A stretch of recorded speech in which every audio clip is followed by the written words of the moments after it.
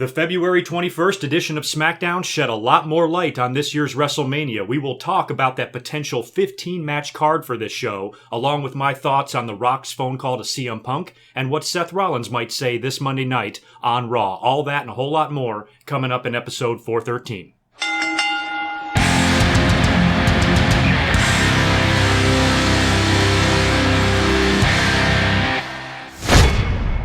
What is up? GoodMicWork back at you as promised. Have another two-part commentary this week. Next week, I truly hope to have everything back to normal, and I will be up here next Thursday with a joint Raw and Smackdown review, all combined into one commentary. But just like last week, I had to break things up a little bit because we had a few wrestling deaths this past weekend that I wanted to come up and talk about. So I came up to you on Monday and reviewed Raw and talked about the passing of Nicole Bass, George the Animal Steele, and Ivan Koloff. I'm up here today to talk about Smackdown. Now, we saw Smackdown on Tuesday, the February 21st edition, shed a lot of light on this year's WrestleMania. We're starting to get an idea of what they are going to do match-wise on the Smackdown side of things, and a lot more will be answered next week. So I'm going to talk about that a little bit, and then we'll talk about the WrestleMania card after that. I'll mention maybe a couple of notes about 205 Live, along with a few other news items that I have written down. And when I did my Raw review on Monday, I never talked about The Rock's phone call to CM Punk in front of the entire live audience at the Staples Center. So I'll get into all that later on. We'll talk about SmackDown first. I'm going to bounce around this show instead of going in order because I wanted to talk about the Battle Royal first.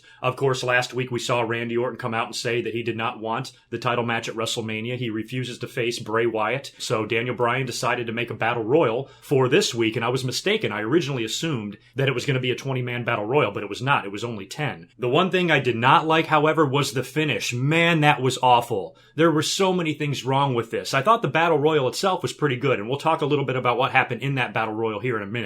But I want to fast forward to the finish because the last two men in the ring were AJ Styles and Luke Harper, the two guys that most of us predicted would win this thing. It would be one of the two. A lot of fans are leaning towards Luke Harper because there are rumors that the WWE is going to put him in the match with Bray Wyatt and Randy Orton and make the whole thing a triple threat. That's eventually what they are going to get to, which is perfectly fine with me. I love Luke Harper, and I'm looking forward to his big push if he actually gets one. Even if he doesn't win at WrestleMania, he's still in a title match at WrestleMania, and that's going to help him. So I couldn't be happier for him, and if it turned out to be AJ Styles, I would be equally as happy because I've been saying for weeks that I think AJ Styles should be involved in a title match at WrestleMania. He definitely earns it, but they went with the draw finish, which is probably just a way to drag this out even longer. I think this is a pretty smart move by the WWE because I said right after the Elimination Chamber that we have like 7 weeks before WrestleMania. They can't just make all these WrestleMania matches the night after Elimination Chamber and do 6 weeks of build. You're going to have to stretch some shit out just to make it more interesting. So it's just not week after week of Randy Orton and Bray Wyatt trying to one-up each other and facing each other in random tag team matches and shit like that. It would just be too much.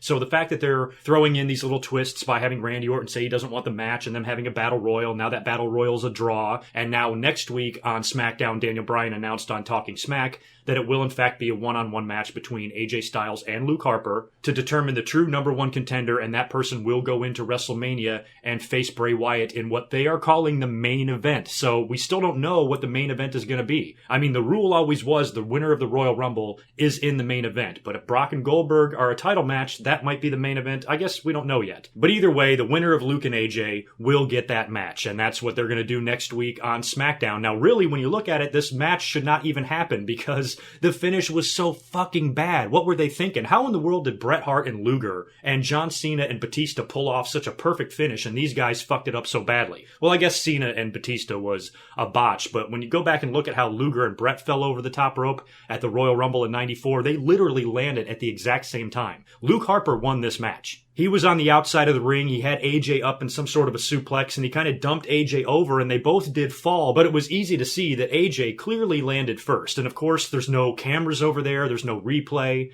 Of course, SmackDown is live now, so this isn't something that they could edit and play with. And I think they purposely didn't have any camera guys over there, or at least if they did, they didn't show the replay, because if they would have and had the cameras zoomed in on the feet of AJ and Luke, you would have seen that Luke Harper won this Battle Royal. So it was a poorly executed finish. That's That's the only thing that really sucked about the Battle Royal. I really had no other problems with it other than that. It was just a very poor finish. I think they could have figured out a lot of other different ways to do a draw here. And what I hate about situations like this is it's been going on for years. Whenever you have some sort of controversial finish like this, the referees are out there in total, utter confusion. You have 6 referees out there. It's a huge clusterfuck. They're all yelling at each other. It's just so stupid because if this is real life, everybody would calm down. You know, look at what happens in the NFL when the shit hits the fan and the referees have to kind of sort shit out. You know, act like a professional. Don't be waving your arms up in the air and freaking out. And Daniel Bryan has to come down and confer with the officials. And he makes the announcement that this match is officially a draw. You know, why does it take this much discussion? There's so many different things they could have done. Look throughout the course of history in WWE on Raw and SmackDown. Whenever something happens, the commissioner can always come out and restart the match. How many times have you seen that? How many times have we seen a disqualification by the heel and then the babyface GM comes out and says, nope, you're not going to win it like that. Let's restart the match. Why couldn't Daniel Bryan just have come out there and said, Luke Harper and AJ Styles get back in the ring, finish this match. Whoever throws the other one over the top rope wins and gets the match, and just ring the bell. Start it right now. So the confusion and the lack of understanding of what to do by the referees and Daniel Bryan was just a little bit eye-rolling to me, but whatever. They're just trying to stretch it out, which I have no problem with. I just think they could have thought of a better way to do the draw, or at least position themselves to where when they fell over the top rope, they actually both landed at the same time and it didn't look all shady. So hopefully next week we're going to see Luke Harper defeat AJ Styles and go on to WrestleMania to face Bray Wyatt, and then in the future sometime in the next couple of weeks, they can potentially add Randy Orton into this match, because you know he's not going to not wrestle. It's not like he's going to be standing on the outside of the ring. I think they should potentially put this match earlier in the card and have Bray Wyatt retain. But I guess if Randy Orton wins, Bray Wyatt can always get a rematch, potentially win the belt back, which would be cool because, you know, he defeated John Cena in the Elimination Chamber, also defeating former champion AJ Styles in that same match. If he ended up winning the belt from Randy Orton at some point in the future, making him a 2-time champion, his resume will look pretty good. So I guess if Randy Orton wins, no big deal. But with Bray Wyatt holding this title now, I'm kind of into seeing him have a run with it. So I guess it's all still up in the air how this whole thing shakes out, how they finally do get Luke Harper into that match, and I guess it's going to start out as maybe Luke Harper versus Bray Wyatt, and then Randy Orton will be added later. How they do it and how they write it, I have no idea. I would love to hear some of your opinions on that and ideas. If that indeed all does happen, where does that leave AJ Styles? What does he do at WrestleMania? You have to think that next week, in that match with Luke Harper, if AJ loses, it should also plant the seed for whatever match he's going to have at WrestleMania. Maybe somebody interferes. Maybe Shane McMahon does something or adds some sort of a stipulation in the match that is not beneficial to AJ, and then when he loses, he blames Shane, and that can set up their WrestleMania match. I'm still lukewarm to the whole Shane McMahon AJ Styles match. I think it would be good and fun and pretty damn entertaining, and it would also give AJ Styles a really, really high-profile match on WrestleMania without being in a title match at the same time, so I guess that would benefit him to work with Shane. It's just not a match I'm sure if I want to see. I would almost like to see maybe Shinsuke Nakamura interfere in his match with Luke Harper, and that sets up AJ versus Nakamura at WrestleMania, or maybe AJ works with some other NXT guy or a new opponent or something like that. I don't know, but when you look at the SmackDown roster and who everybody is feuding with, aside from Shane McMahon or potentially an NXT guy coming in, who does AJ work with? Getting back to the Battle Royal, a few other interesting things took place in this match as well. One of them was what happened between The Miz and John Cena. Now, just to backtrack for a second, earlier on in the show, Nikki, of course, had her big Falls Count Anywhere match with Natalya, and I had mentioned in my commentary last week that what they should do is have Natalya win, possibly with the interference of Maurice, because we knew that they planted that seed, I think, at Elimination Chamber when Maurice got makeup spilled on her or whatever, and I thought this was a perfect opportunity, especially if Nikki is going to be taking some time off or leaving or semi-retiring or whatever.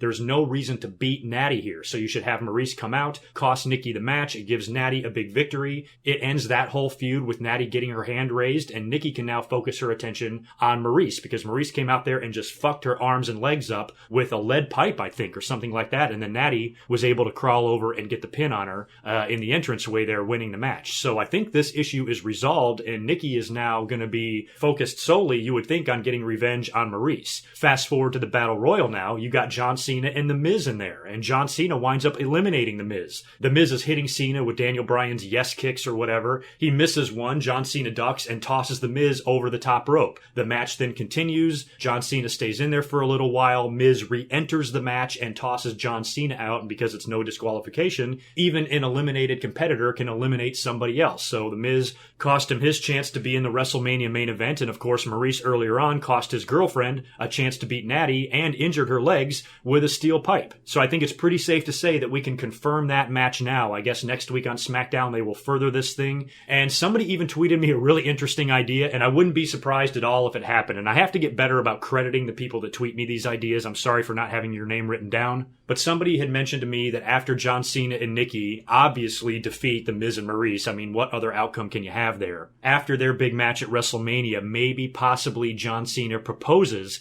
to Nikki Bella in the middle of the ring in front of the WrestleMania crowd. I can actually truly see that happening. When you think about the type of character that John Cena is, this is exactly the type of mushy shit that he would do. And I actually think maybe, just maybe, the fans wouldn't be assholes. Because you gotta think, John Cena, even though the fans are lightening up on him a little bit, for the most part, he is still hated by everybody. And the same goes with Nikki Bella. She's never had any respect. So you gotta wonder what kind of reception they're gonna get at WrestleMania. Are the fans gonna boo their asses off? So this could be a match filled with a whole lot of you suck chants or boring chants or something like that. I hope not. I think Cena and The Miz can figure out a way to make this thing entertaining, but it would be cool to see John Cena propose to Nikki, because I would love to see what the fans' reaction would be. I actually think I would make this crazy prediction that even John Cena, as hated as he is, if he did that and got down on his knee and proposed to Nikki Bella, I think the fans would pop. I think they would at least cheer at the end when they hugged and kissed and she said yes. I think it would be really tough for the fans to take a shit on that. But for me, it's amusing because I want to know like how the fans would react to that. So my early prediction is that they would be cool, but you know, these are wrestling fans we're talking about, so who the fuck knows? Either way, you got to be happy about John Cena's role at WrestleMania. Think about it. What has John Cena done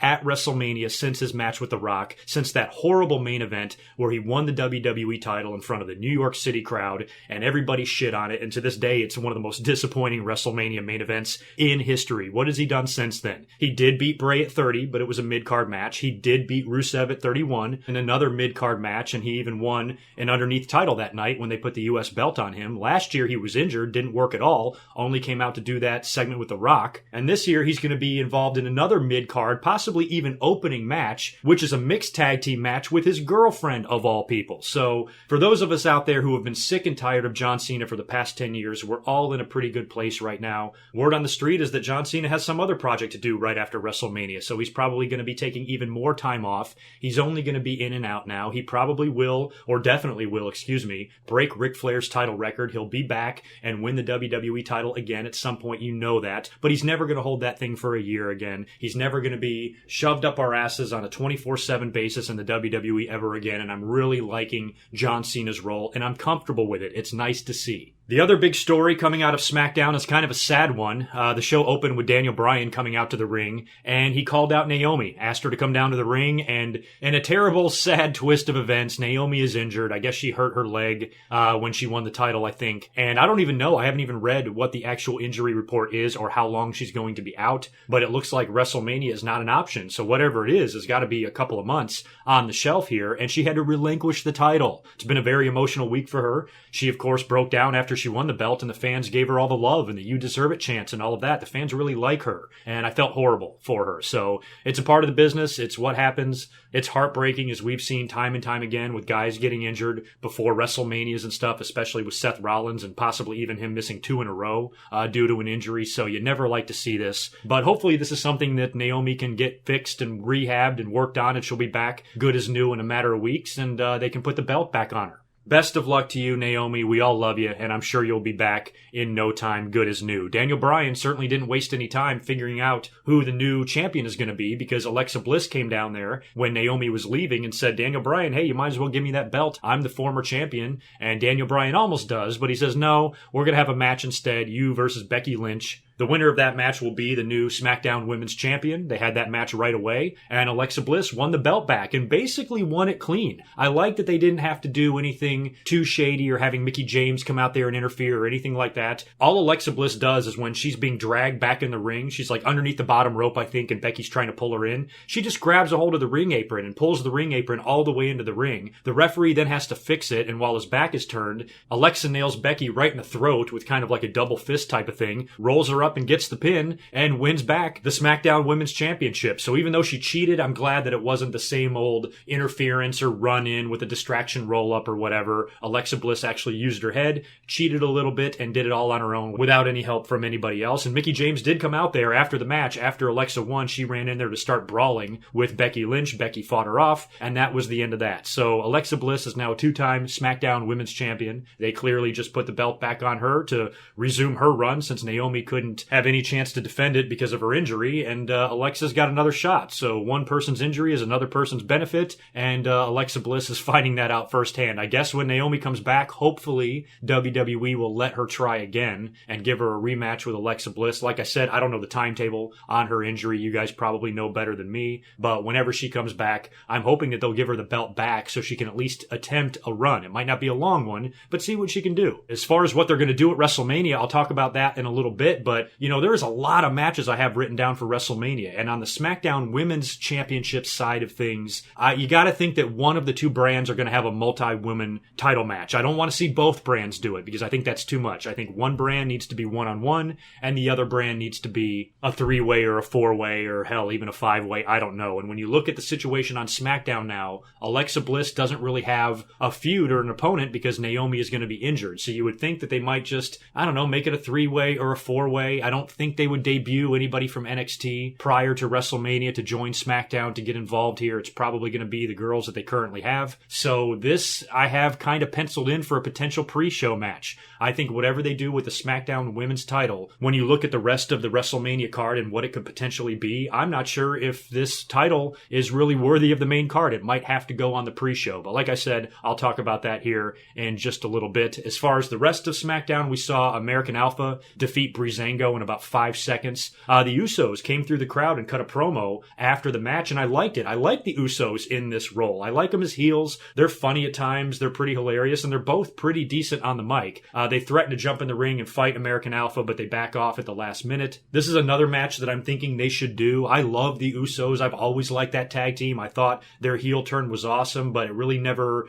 amounted to much so far. So this might be their opportunity. They're chasing the babyface champions. Maybe they get the match at WrestleMania, and maybe this is a one-on-one match. Same thing with the women's title situation on both brands. I think one show should do a multi-tag team match, but not both. So if you're going to have one normal tag team match, I think this is the one it should be. At this point, everybody else on SmackDown, Breezango and the Ascension, Vaudevillains, these teams are shit. You might as well have Alpha versus the Usos. This is what you're building to. And give Usos the belt as far as I'm concerned. Give them the belts at WrestleMania, have them win as heels, and then have Alpha chase them around all summer long or something like that. DIY could always be brought up to the main roster. The Revival could be brought up to the main roster and do something on SmackDown this summer. So it could be a lot of fun, but the Usos, for the sake of their team and how much I've always liked them, I would love to see them hold the belts as heels, and maybe winning them at WrestleMania could be a good place for that to happen. This is another match that I suspect could be on the pre-show. I think SmackDown's going to have one or two. I think Raw's going to have one or two. So this match could be penciled in for that, but I would like to see the Usos get their moments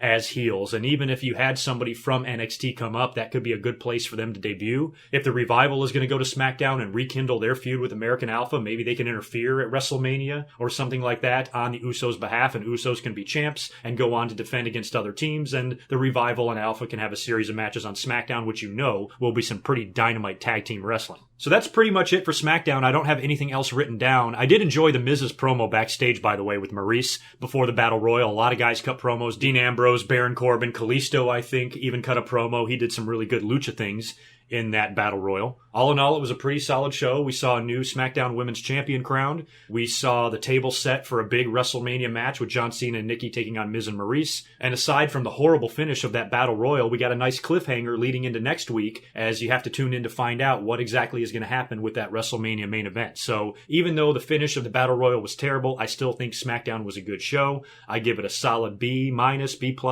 something like that. Both shows this week were pretty good, and I hope that trend continues. It better. I mean, we're into WrestleMania season now. Every Raw and every SmackDown should be a good show, and it should leave us no shortage of stuff to talk about leading up to WrestleMania. And speaking of WrestleMania, I was kind of jotting down the potential card for this thing, and I was coming up with a lot of matches, and we know this is going to be a very long show. The pre-show is 2 hours, so you're talking about 6 hours here. So they should have time to fit in all of these matches if they want to do it. But when you look at the SmackDown side of things, you're going to have some sort of a match with Randy Orton, Bray Wyatt, and possibly Luke Harper. You're also going to have some sort of a match with AJ Styles. He could be taking on Shane McMahon or somebody else. You're also going to have that mixed tag team match with John Cena and Nikki taking on The Miz and Maurice. We're probably going to get Baron Corbin versus Dean Ambrose for the Intercontinental title. I hope that we are. We're going to get a SmackDown women's title match, and we're also going to get a SmackDown tag team title match as well, you would assume, at WrestleMania. Those could even be pre-show matches, who knows. On the Raw side of things, of course, we've got Brock and Goldberg. Still remains to be seen whether or not that's going to be a title match.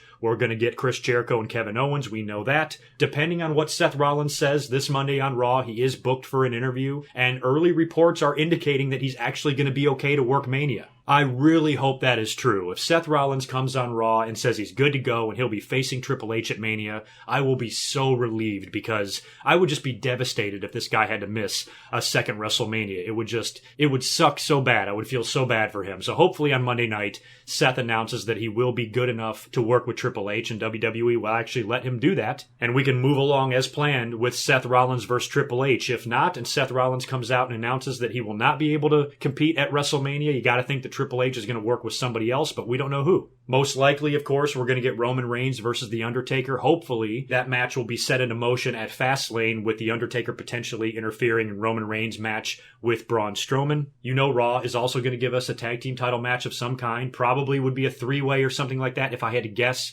with Gallows and Anderson, Enzo Cass, and Sheamus and Cesaro. That could also be a pre-show match. And then, of course, the girls on Raw are going to have something to do. It's kind of confusing here, because with Bayley winning the women's title a few weeks ago, you know, the big plan we thought was to have Bayley versus Charlotte at WrestleMania, and that would be the show that Charlotte's pay-per-view streak finally comes to an end. Bayley will get the victory over her, ending that long run, giving Bayley her moment at WrestleMania. But instead, they decided to do it on Raw, potentially to keep the pay-per-view streak of Charlotte going. Maybe they want to continue it beyond WrestleMania. I thought WrestleMania would be a perfect place for it to end. And I think if they're ever going to end Charlotte's pay-per-view streak, it should be Asuka or something like that who does it. Maybe they can hold it off all the way until SummerSlam. And then Asuka comes in, shows up on Raw 1 week, challenges champion Charlotte for the belt. Maybe in July, they have the match at SummerSlam, and Asuka beats the hell out of her. We also have Samoa Joe on the roster right now. He's been beating the hell out of Sami Zayn every week. This match is not announced yet for Fastlane, I don't think. So